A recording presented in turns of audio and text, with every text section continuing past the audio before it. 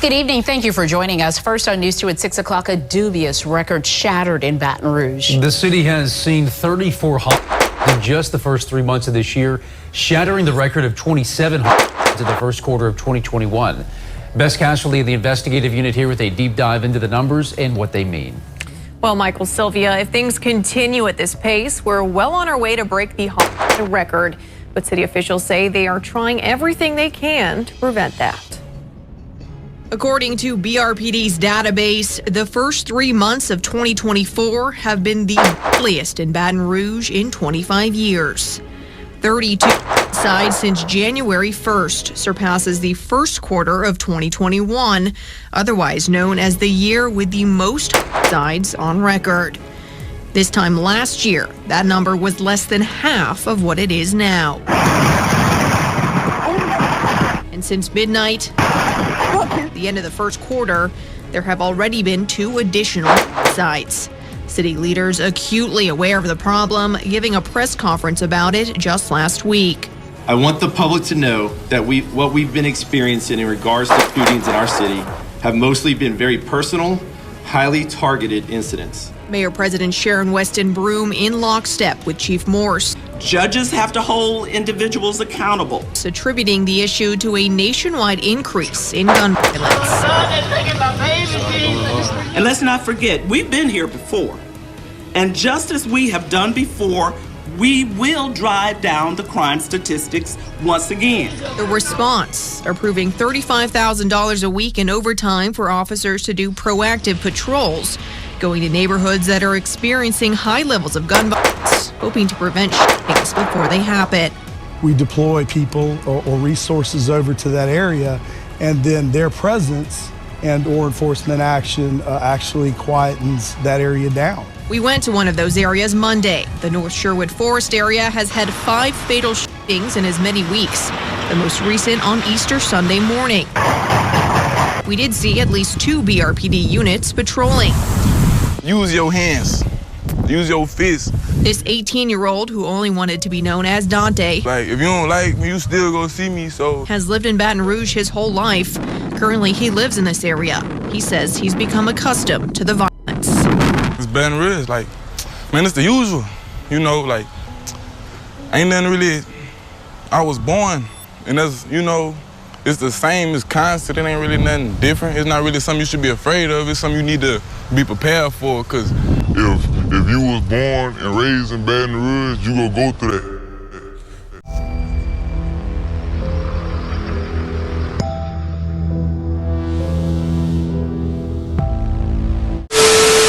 Family. Baton Rouge ain't never been a stranger to violence. Don't ever get that twisted. It's the hood. And wherever the hood is, across the world, expect there to be violence. A lot of it. Black on black and everything else in between. But see, a lot of this violence stems from places that the youth don't even really know.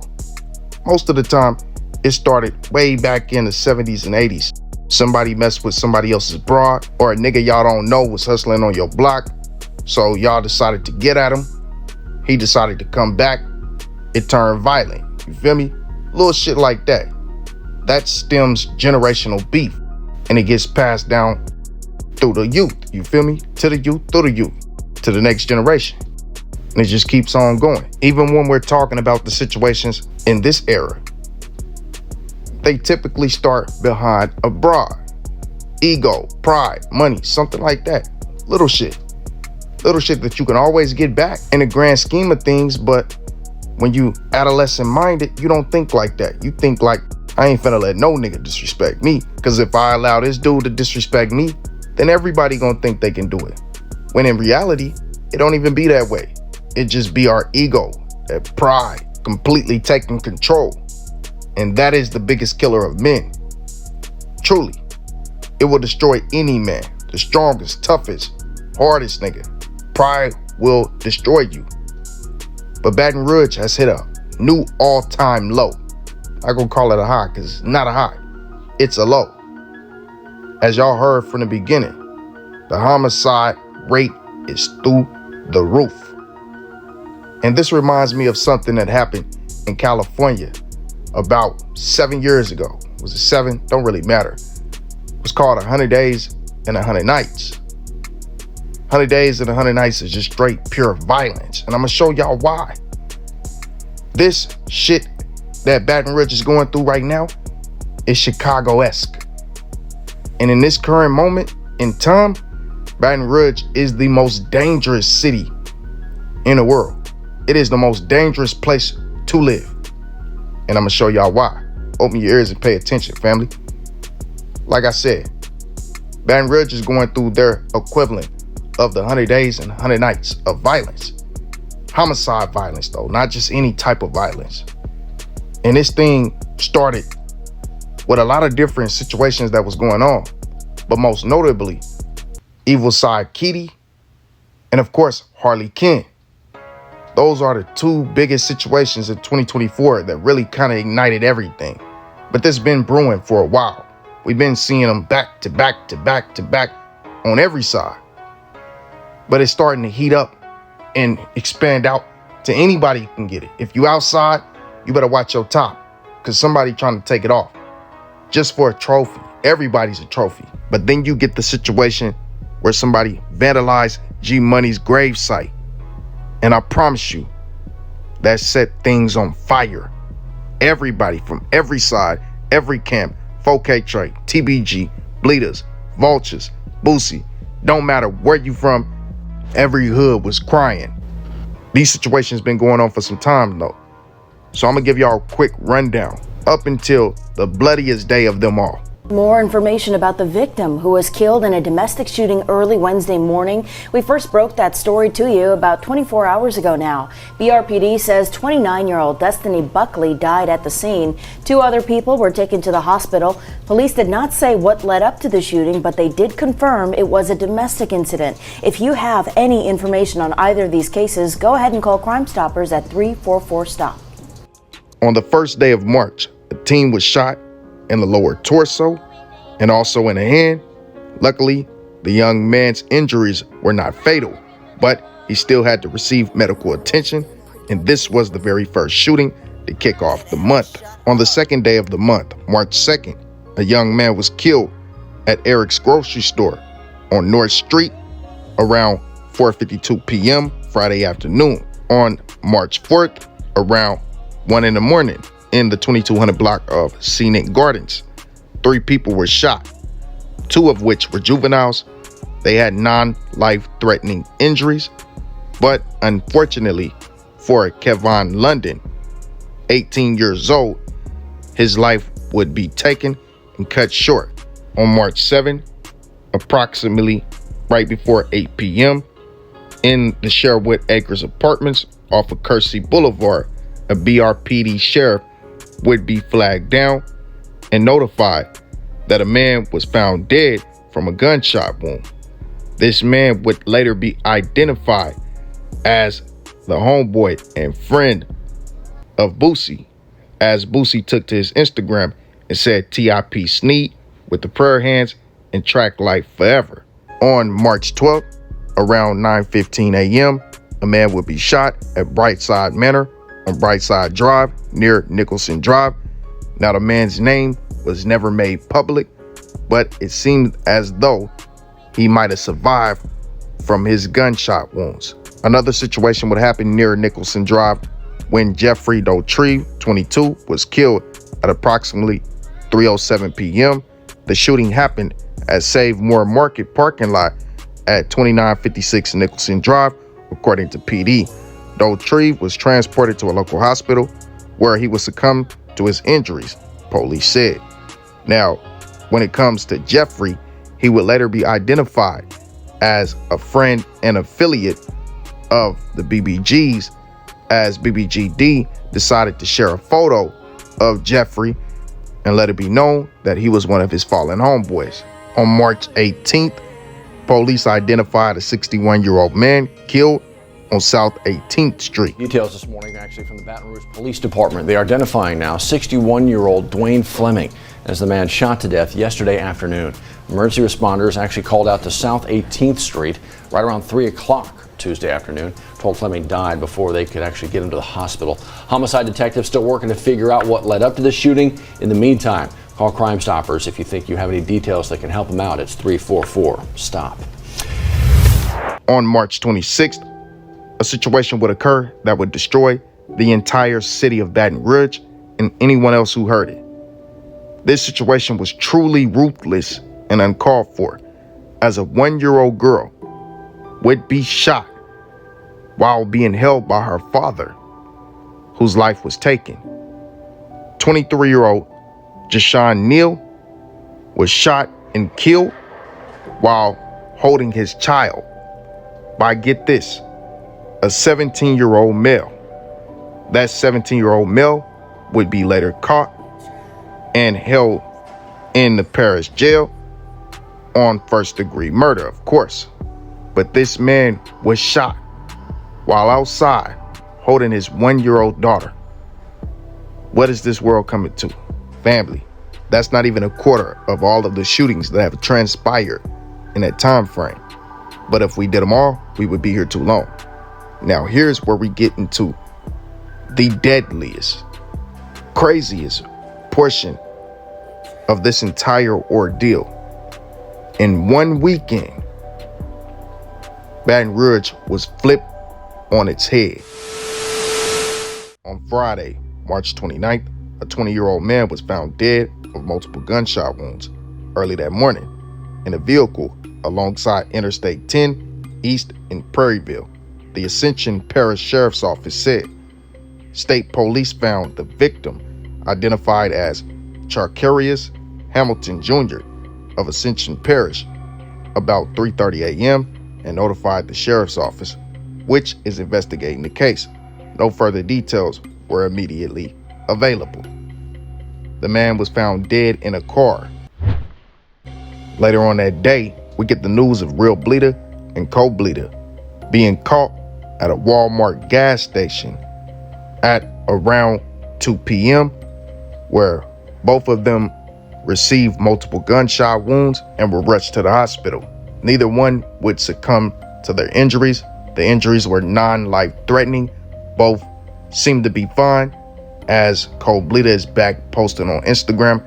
Realbleeda has yet to come out and speak, but just due to the fact that in the videos we seen of the situation, Realbleeda was the one up walking around talking, so he seemed to be okay on scene, and I'm sure he's still okay, just has not decided to pop back out on social media and give that confirmation as of yet. This one wasn't a situation where someone got shot, but it was crazy to me that this happened around the time frame where all of these homicides were consistently occurring. It wasn't a shooting homicide, but it was most certainly a death, as one person dies, another in critical condition, in an early morning St. Amant house fire, officials say. This was on March 30th. This was early in the morning, and it's just crazy how this occurred.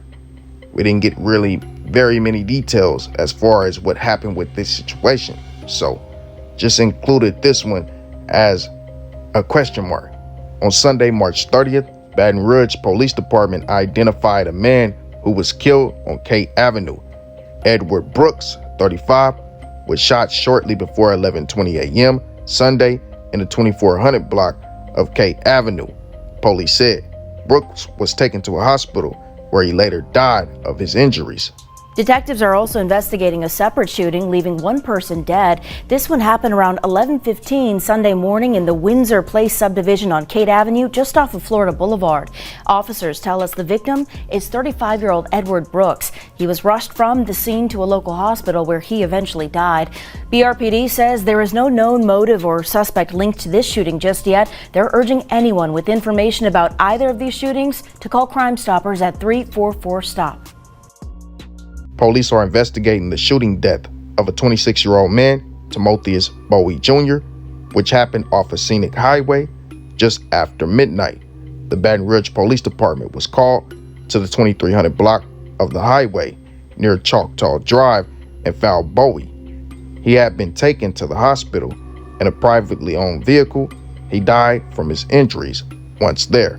there was no information on any possible suspects or motives. And this is actually Bop. Y'all know exactly who Bop is. For all the ones who've been on the platform for a while, we used to discuss him a lot. Thug Life 3 times. Fredo Bang partner, he is a TBG affiliate. He is locked in with them. And as y'all know, TBG, they react to all this. And I'm going to show y'all those reactions here in a second, man. We'll get into that in the next part. But I just want to say, you know, I done had conversations with Bop. Bop cool. And for to see him go like this, man, this is just flat out fucked up. Let's just keep it G, man. With details just into our newsroom about the last few hours, we have learned in that 26-year-old Timotheus Bowie Jr. was the person killed in a shooting on Scenic Highway. Officers responded just after midnight and learned that someone brought Bowie to the hospital and he later died from his injuries. Right now, there are no motives or potential suspects in this case. In this next one, we get confirmation coming by way of BBGD. I searched all over for the news report and I could not find it. But BBGD did confirm that Jonah B, yes, Jonah B, the same one we've been talking about, Main Music's protege, BBGD's cousin, his close cousin, one that we talk about heavily here on the platform, rock with PY, rock with Rico Taliban, was with their sister.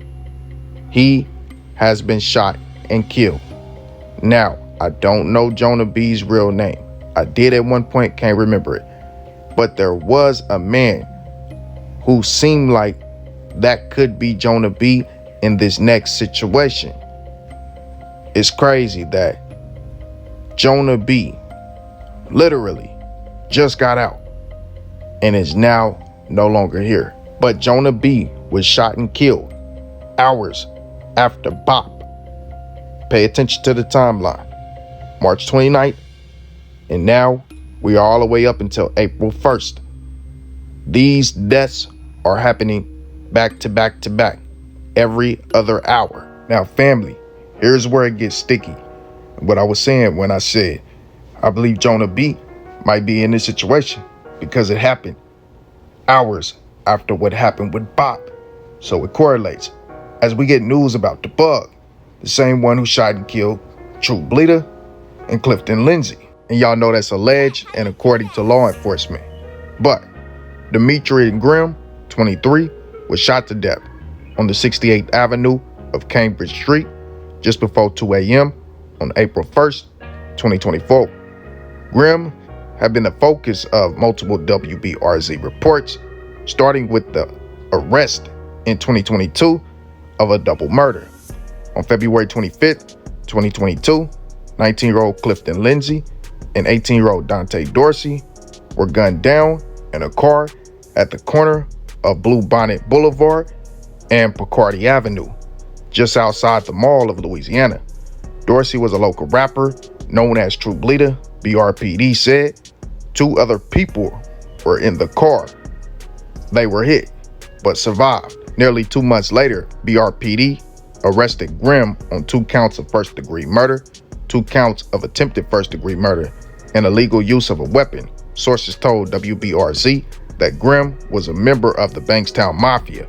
Police said at the time of his arrest, Grimm was in East Baton Rouge Parish Prison for unrelated charges. A grand jury examined the case and passed on indicting Grimm. He was released in August of 2022, but District Attorney Hillary Moore told WBRZ an office planned to review the case and possibly pursue charges again. After the shooting, BRPD said the double murder was likely retaliatory from different shootings, but did not disclose specifics. We know the situations that may have occurred most recently in the past, and that they may be retaliating against those other individuals who were involved in a particular incident, Sergeant L. Gene McKinney said. That was the updated report I read y'all first that tied him into Truebleeda and Clifton Lindsay, but here's the original. 2 people were killed and another was hurt in a shooting early Monday morning. The Baton Rouge Police Department said 21-year-old Jonathan Williams and 23-year-old Demetrion Grimm were shot to death on the 68th Avenue near Cambridge Street just before 2 a.m. A 16-year-old female was shot and taken to the hospital with non-life-threatening injuries. So, 3 people were shot in this incident. An innocent bystander, the 16-year-old girl who survived, and the other 2 men, Jonathan, and of course, that man, Demetrian Grimm. I'm wondering who Jonathan Williams is, because that would be around the age that Jonah B would be. Jonah B would be somewhere around 21, 22, maybe 23. And the fact that the man's name is Jonathan, that's the only person I could find who lost their life in the last 24 hours that has a close name to Jonah B's. Now, I don't know if that's him specifically, but I mean, it makes sense. I can't even lie to y'all. In the last hour, we've learned the identity of 2 people shot and killed on 68th Avenue this morning. According to police, 21-year-old Jonathan William and 23-year-old Demetrian Grimm were shot around 1:45 this morning. A 16-year-old girl was also shot, but she is going to recover from those injuries. Right now, Baton Rouge police have not announced any suspects in this one. 1 hour after that shooting, another shooting occurred. 2 people were taken to a local hospital in stable condition after a shooting in the 1800 block of 73rd Avenue. According to emergency medical service officials, they said a call came in around 3:45 a.m. on Monday, April 1st. Members of the Baton Rouge Police Department were observed at the scene, along with crime scene tape, shell casing, and crime scene markers. BRPD said they do not have any motive or suspect in connection with this shooting. So, as y'all see, the BOP shooting, it initially happened at 12:45. The shooting with Jonah B and Demetrius Grimm happened around 2 o'clock. This one happened around 3:45. So these incidents are occurring back to back to back, and they are happening to every camp, not just one specific side. Everybody getting it. From Boosie to YB's camp, to Fredo's camp, to the Bleeders, the Vultures with V in them. And speaking of the Vultures with V, he just came off of some great news with NBA Youngboy when they announced the fact that they are doing a feature together. Oh, I think you know we get money, yeah, a lot of money, yeah. You know them bosses love bread, you drop them gunny, yeah. Nigga, no street cred. But I'm sure by now y'all already know how this goes. That good moment of them locking in wasn't gonna come without his fair share of criticism, as old boy Jermaine had this to say about their duo. Don't see this nigga, him boy, that pussy ass dick ride. Look, pick up the bitch ass nigga. Can't wait till you get out of the house, a real police ass nigga. Don't see this nigga, him boy, that pussy ass dick ride. Then Jermaine said, niggas click up with God, I'ma smoke them with Satan. Yeah, you went too far with that one. I can't even lie. You know, it ain't that serious, brother. I ain't gonna lie to you on the cool. And 187 Derek decided to pop out for the 4K trays and say this in Old Boy Jermaine's comment section. Don't cry, you gonna get caught too. On the gas with that man. And this ain't the only situation that 187 Derek is tied into, because 187 Derek has also inserted himself into a situation that happened between NBA Lil Dump and P. Youngin. Now, I know y'all thinking, why would he be tied into that? Well, these latest comments that he put on Instagram after the passing of Jonah B, and of course, this is all alleged. Once again, he's just trolling. It's all on wax. It's just trolling. That's it. I'm not saying he did anything at all. Don't get that twisted. But he decided to take to his Instagram and say this: it's a one-way ticket. Fuck COS. Everybody come around you got a death date, and y'all ain't the ones in that car about nothing. Nigga touched my little brother and they felt that fire. Don't approach me. Then he goes on to show him and NBA Chopper Boy on live. As he said, my slime. Chopper Boy took a FaceTime photo. He on the gas, man, as y'all see. And in my personal opinion, and this alleged once again, I believe that man YB went ahead and gave that green light. He already said it way a while back. This is just officially him saying it's green lighted on everything that's hanging around with that COS movement. I'm just saying. And by green lighted, I don't mean kill anybody or step on anybody. I mean, they not fucking with them at all. That's what that means. Go ahead and troll them. Troll anything that happened to them. That's all 187 Derek is doing right here. It's just trolling. He's not stating that he had anything to do with the death of Jonah B. But I will say this, with him trolling Jonah B being BBGD's right-hand mans and Jonah B being his cousin, that kind of put BBGD in a sticky situation, you know what I'm saying? BBGD trying to step back and fall away from all of this, man. But to see your cousin being trolled online, I know they got to get to you, and they got to put him in a real fucked up position, because both sides he got love for. Crazy, right? But that ain't it, though. A lot more people decided to troll. And of course, one of which that was major in that was that man, Youngboy Jermaine, as y'all have already seen.